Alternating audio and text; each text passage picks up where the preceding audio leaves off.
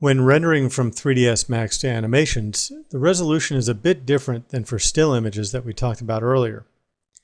There are many presets for many different formats of animation output that change the resolution of the rendered image. One thing to keep in mind is that many of these presets are formats and not specific resolutions.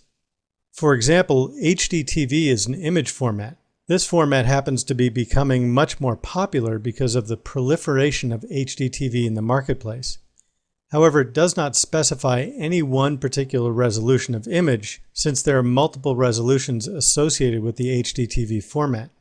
Again, when choosing the format to render to, this should be agreed upon prior to doing any production, or at least prior to doing any rendering. The reason why you would want to do it prior to any production is that the aspect ratio of an HDTV image is 16:9, a widescreen format, which will affect what's seen through the camera. NTSC is another very popular image format and is the standard broadcast format for American television. In most cases, if you're going out to video that will be played on a standard television, you'll be using this format. This format has an aspect ratio of 4:3, which is a little more square than HDTV. Another aspect of rendering to an animation is something called pixel aspect ratio. This is something that you need to be concerned with when rendering to certain formats of animation.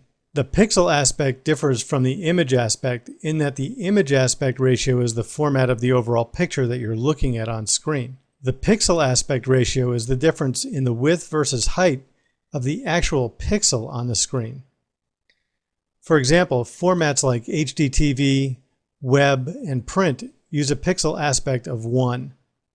That means that the actual image pixel is 1 unit high by 1 unit wide, so essentially the pixel is square.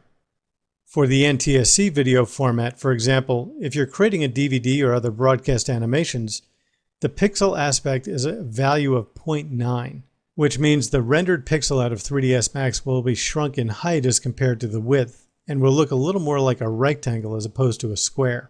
The reason why this is important to understand is that the pixel on a regular television is not square.